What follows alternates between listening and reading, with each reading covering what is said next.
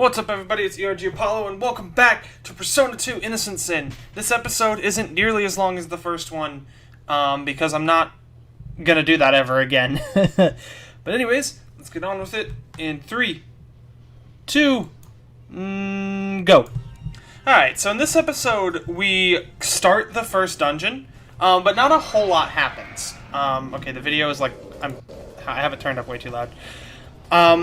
So the first battle you get into when you go into the first dungeon is going to be like a forced demon negotiation tutorial.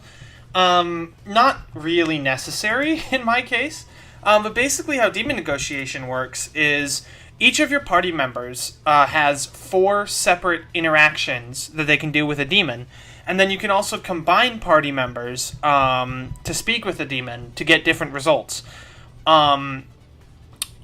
This is kind of tedious. I won't lie. I love demon negotiation, and in Innocent Sin, it can produce some extremely funny and wildly different results. But there's kind of a lot of fluff, because you have 5 party members, each of them has 4 interactions, and you can combine up to 5 party members for specific like combo interactions. And it gets really messy. And it makes remembering what to do for each demon really frustrating. So I do have a demon contact guide open throughout the course of this playthrough. Part of the reason why you might see me hang up on a demon like negotiation screen is because I'm looking at the contact guide. And the reason why you want to negotiate with demons is you get spell cards. And you get the spell cards by raising the eager emotion. And you take those spell cards to the Velvet Room and spend them like their currency, almost, to get new personas. Now, some new personas will require, like, material cards or specific conditions to be fulfilled. But it's just match the amount of cards with the correct arcana, and bada bing, bada boom, now you can summon Satan. So yeah. You can also, if you make a pact with a demon, and then the next time you talk with them, you get them eager. What you'll end up getting, actually, is a contract.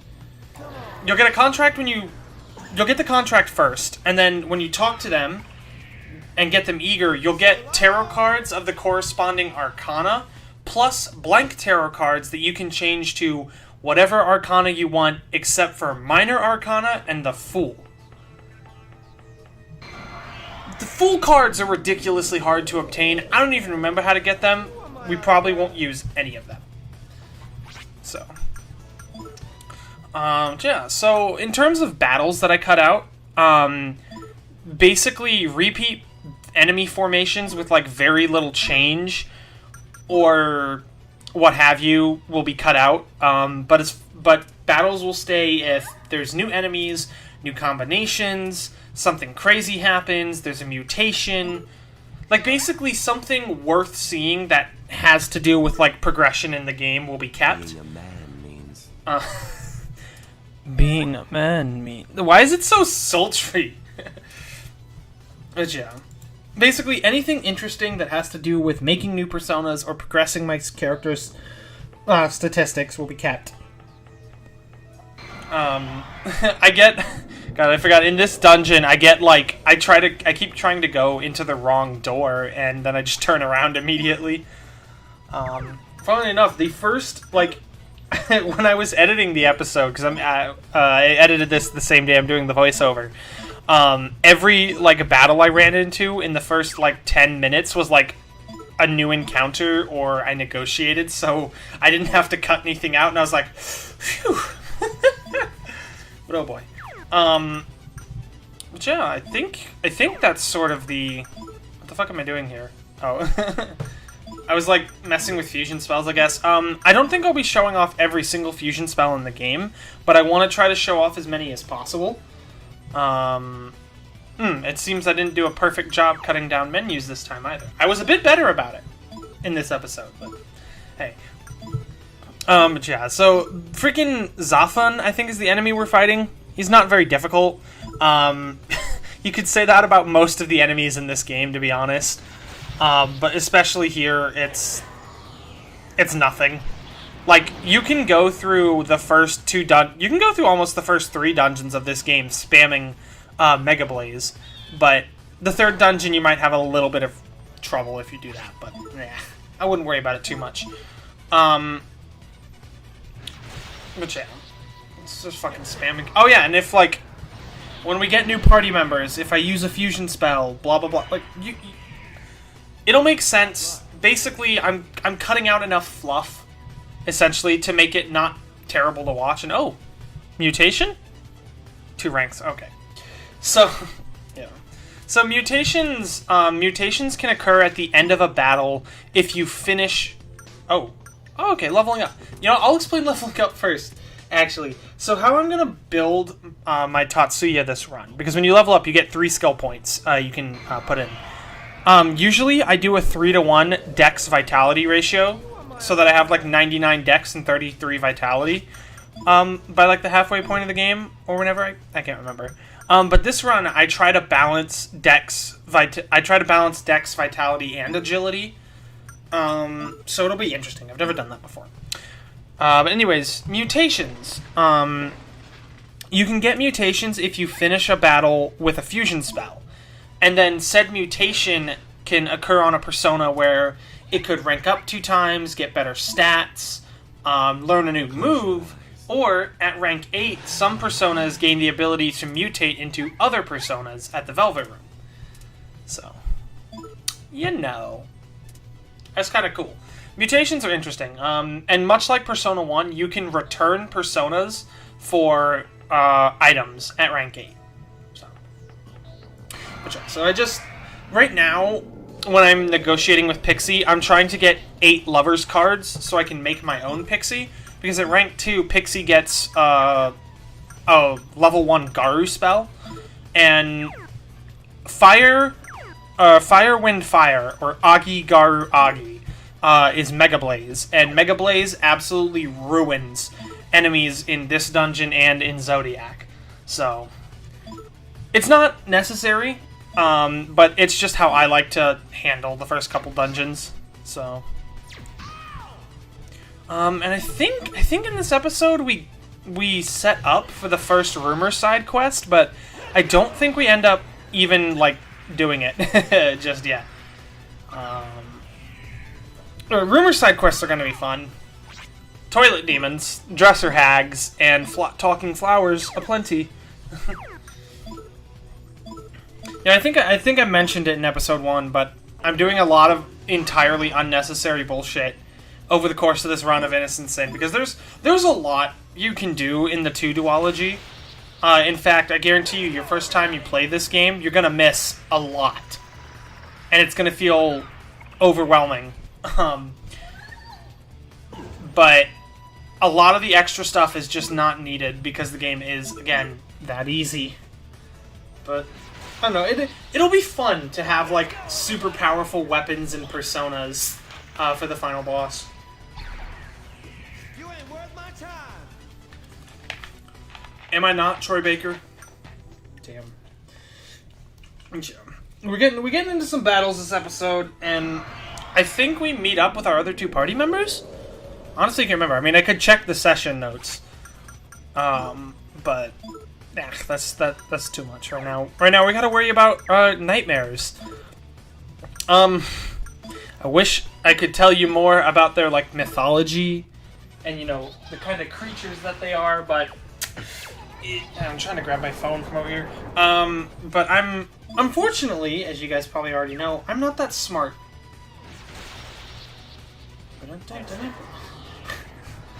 Sorry. I ordered, like, something from GoPuff at 3 in the morning, and I opened my phone, and one of my texts just says, GoPuff here.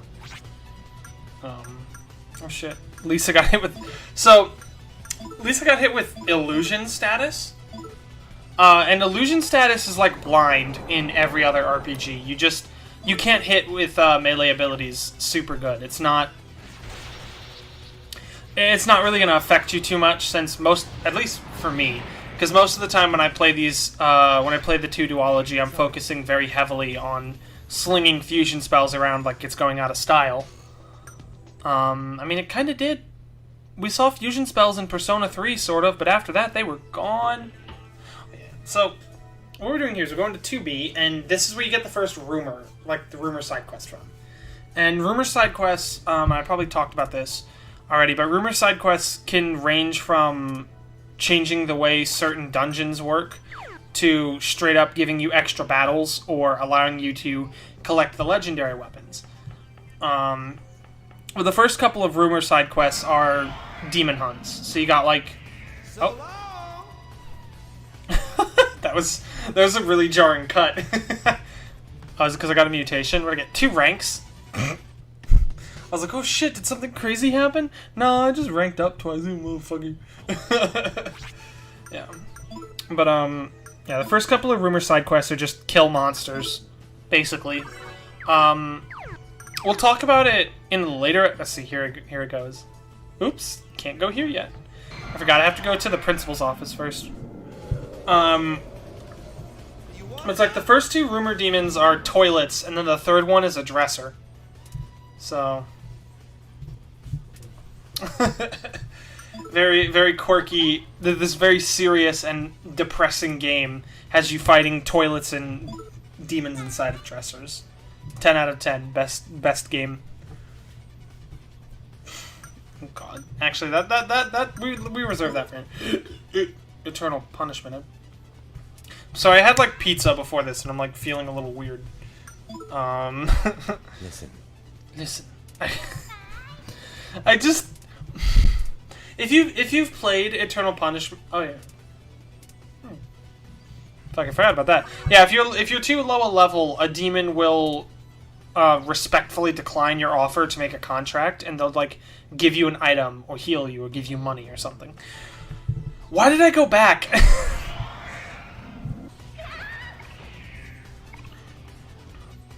Did I level? I had to have leveled up on this fight because there's no way I should have kept this. What was I saying? Okay, there we go. What was I saying before? I lost myself. See, this is why doing post commentary by yourself is difficult. You lose your train of thought. I legit don't remember what I was saying before.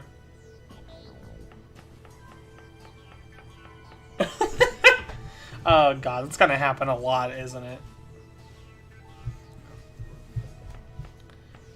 This cutscene is kind of funny. I mean, this cutscene is both equally kind of funny and really fucking cool because my favorite Persona character of all time gets introduced here, and it's wonderful. Have I seen Hanya and his stupid-ass fucking, like, parting of the Red Seas haircut? Dude looks dumb as fuck. I think they called him Hamya in the PS1 version of Eternal Punishment. Like I mentioned, I don't know if I brought it up, but Eternal Punishment had, the PS1 version at least, had some weird halfway steps for the localization because of the way Persona 1 was translated. I thought I cut this better. Okay. They're like, Akichi's from Cuss High, let's fucking beat the shit out of him.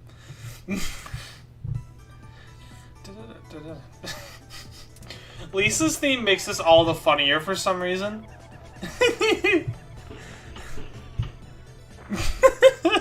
His eyes. Oh God, I'm sorry. I'm gonna try not to do that thing that people do when they hear music in the Let's Play, but like, I can't help myself. Every song in Innocent Sin is just... Like, it's got that... It's one of those things where the soundtrack is, like, really, really good, but it's also, like, really, really, like, distinct. It's like you hear an Innocent Sin song and you're like, oh yeah. Anyways, fucking Akichi gets the shit beat out of him here because it's like, the rumor that the Seven Sisters High emblem will melt your face, essentially, was rumored to be started by someone from Kasugayama High. And so, like, Lisa and Akichi kind of go at it here, much like you would see, like, Nate and Mark, to use their localized names in Persona 1, or Kei and Masao. and fucking stupidly enough, Ryuji and Morgana, there we go. I forgot Morgana's name just now. Ugh. Wait, here we go. Shh, shh. Everyone shut up. Ah, it's Maya! There she is! Ah! This is Maya Amano and Yukino Mayazumi. If you played Persona 1, you probably met Yukino for like 5 minutes, unless you played the Snow Queen quest, which actually is technically canon, I think? Like, I think the Snow Queen quest is part of fucking whatever. But yeah, Maya and Yukino are here investigating the Joker rumors for themselves, because they write for a teen magazine. God, that is such a... You know, I never understood... Okay, I can't say I never understood the concept of a teen magazine back in the day, but it was like, what? What's the point, you know? Maya is very overly optimistic, but not in like a... Not in like, I wouldn't even really say an annoying, like being optimistic is annoying, but she's not overtly peppy in a really like annoying way, and she genuinely helps keep the group together with her, you know, with her like, let's think positive and you know what, let's try to see the brighter side of things. But like, I don't know, she's just such a great character, and especially playing Eternal Punishment and knowing Maya's whole story is really beautiful and heartbreaking in a way. So I'm sorry, I said I wouldn't do it, but Maya's theme is really good. They really emphasize the electric guitar in the PSP version of Innocent Sin's Maya's theme. So, if that bothers you, fuck off. I'm kidding. You know, Maya's also not an idiot, so our characters trying to cover up what they know is definitely not gonna work out. Especially not with Yukino. I don't know if we missed it yet, but Yukino fucking outright threatens the group. She's still got some of that, I don't want to say thuggish nature, but she's still got some of that spunk. Ugh, I hate saying. Oh, I hate that word so much. It sounds like so gross to say out loud.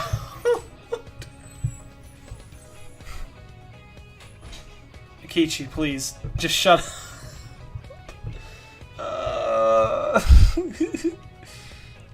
Why am I sweating? I just like... Dude, it's hot as fuck in my room. What the hell? Stomped. Look at that face. She's so done with these I don't know why, but Maya's like... I guess that's like her angry face is like... intimidating to me. Like, really intimidating. And I'm like... please don't kill me. Suddenly demons. Fuck, I'm doing it again. I'm gonna, you know, I can't say that I won't do it because I'm just gonna, it's gonna keep happening. There's a shock to our group. Maya's school violence is so passe, you know. Oh, Maya.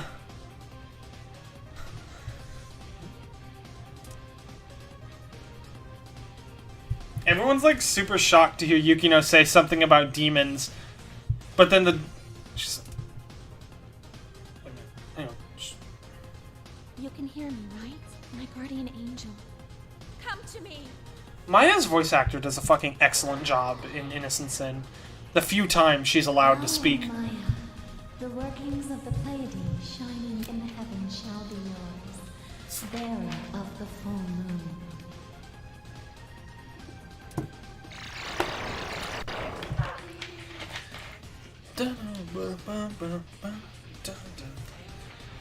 Persona! The look on Yukino's face. And that's, she still has, yeah, Vesta is still her persona from Persona 1.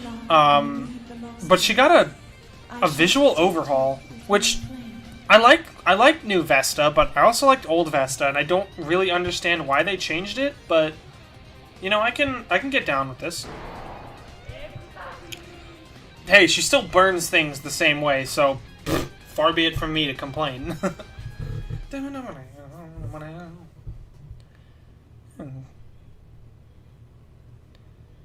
But that awakening... This is the first sign in the game that there's like a deeper connection between our cast. Because everyone just starts crying after Maya awakens, sort of, to her persona. Oh, God damn, I'm sorry, I love this soundtrack. Something that I really think the modern Persona series loses is like the stronger connection that a Persona user has with their Persona.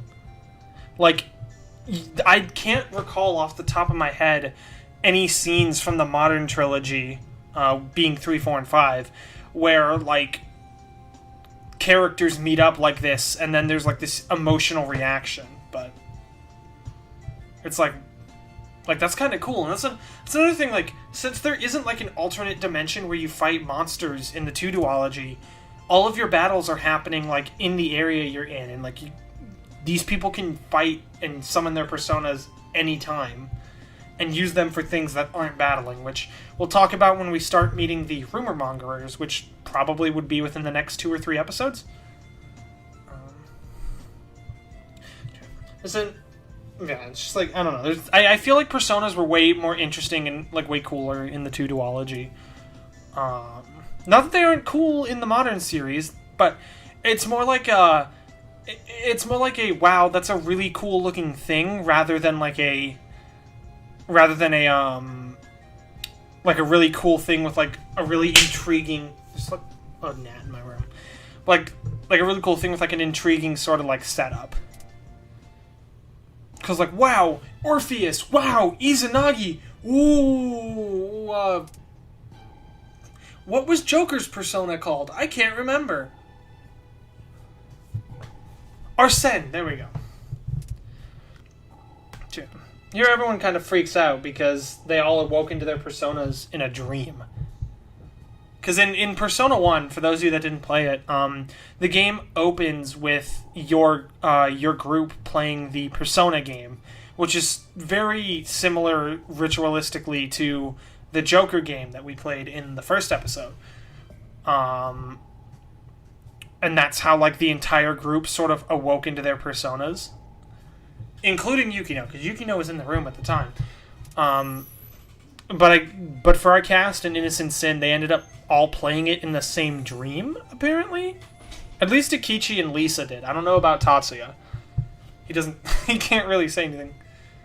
Sure.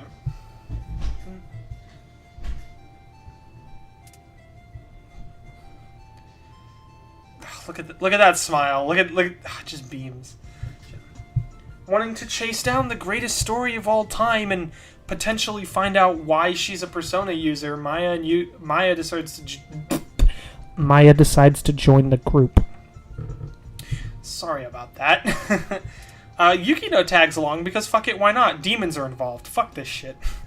You know.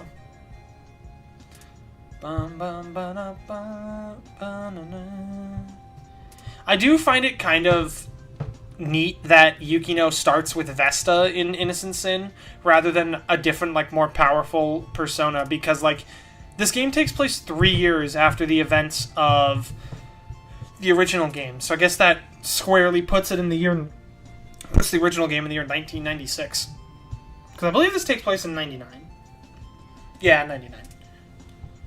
So it's kind of cool. That's a cool little detail. Because, you know, it's been 3 years since she's had to use her persona. Because in between then and now, like, there hasn't been a catastrophic event. At least not that Yukino was involved with. Dun, dun, dun, dun. Big Brain Maya over here realizing that the clocks need to be broken as well. Like, it's like there's just a lot to love with Maya. She's really supportive. She's intelligent. She's kind of like thinking outside the box all the time. But she's not this like perfect human being either. Which, you know, when we get to that point in the game, you'll be like, oh. We're actually just about coming up to the end of this part, now that I think about it. Yeah, we've got like maybe 5 minutes left. I don't really remember. Oh yeah, because we just talked to them, we kind of watch another scene, and then I think I'd leave the school to go spread the rumor about the Hanako toilet demon. Just like, the introspective look on their face. Yeah. You don't actually have to talk to any of them after a scene. Like there's a lot of cutscenes in the game where you can miss out, or you can take a look at some optional dialogue afterwards that really like kind of adds to the story. I try to do that as much as possible, but I get kind of impatient when I play Persona 2, because like I just want to get on with it. Because it's like, damn, I want to hear the music, I want to see the story. It's like, so I don't want to sit around talking to NPCs all day, but you know. Let's see. There's a regular version, there's a sad version, and then there's this goofy version of Maya's theme. Why did I? Okay, future me, please.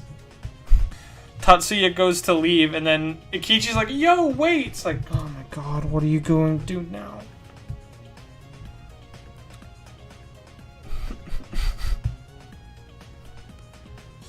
A matching set, and what did Ikichi give her? Come on, past me, hit the button. Hit the button. I see that this is still a problem. Pink pistols!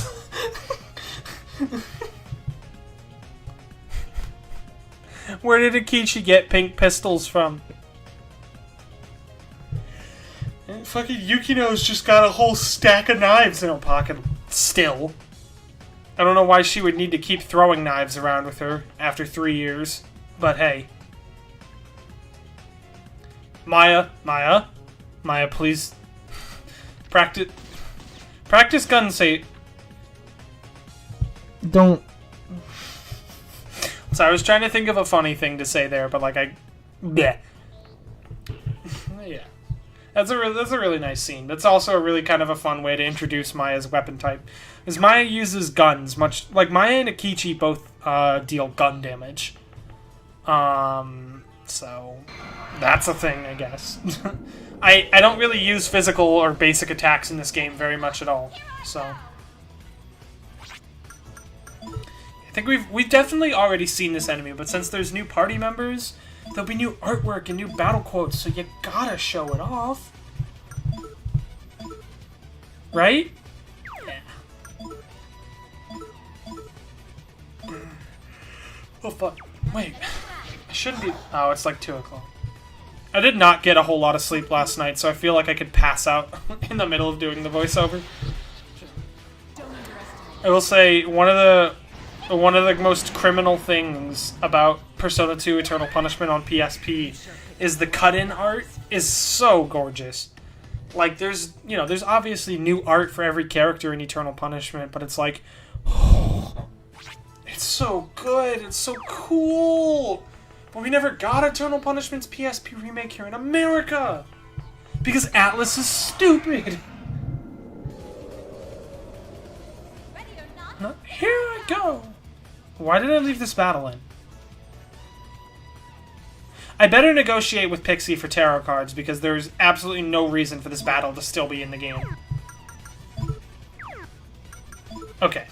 Alright. I was about to say, fucking past me is stupid for leaving this in. Future me is even dumber for not cutting it out after the commentary. But tarot cards, and I believe we'll have enough to summon Pixie after this, so that'll be fun. I can start Mega Blazing everything in existence. You're a good talker, mister. Pixie wants to know about school. Sure.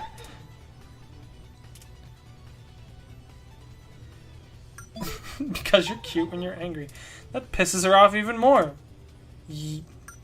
Yes, you are stupid. Oh, that's why I left it in. Fuck me. I'm so annoyed about that now. Why did I leave that in? Oh, that was one of the battles that cut out.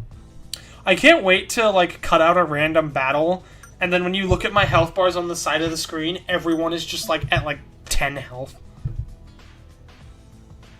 But hey, good luck having an enemy damage you that severely in fucking Innocent Sin. I think here we're gonna go try to spread the rumor.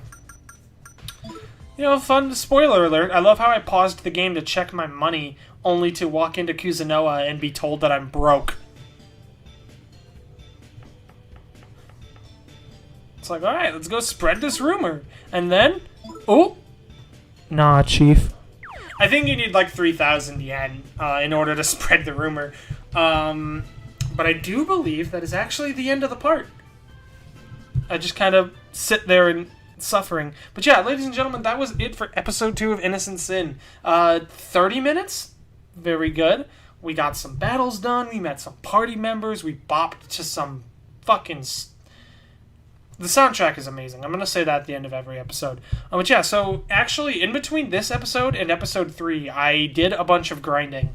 So at the start of the next episode, I'll tell you what happened, and I'm pretty sure I fused Pixie as well. I don't know. It's been a couple days since I recorded this footage for Innocent Sin, so I don't exactly remember, but I know I have it written in my notes somewhere, so it's whatever. But anyways, thank you all for watching this episode of Innocent Sin. Things are heating up, and it's, like I said at the end of episode 1, it's only gonna get wilder, but in a good way. So anyways, thank you all for watching, and I'll see you guys in the next one. Bye-bye.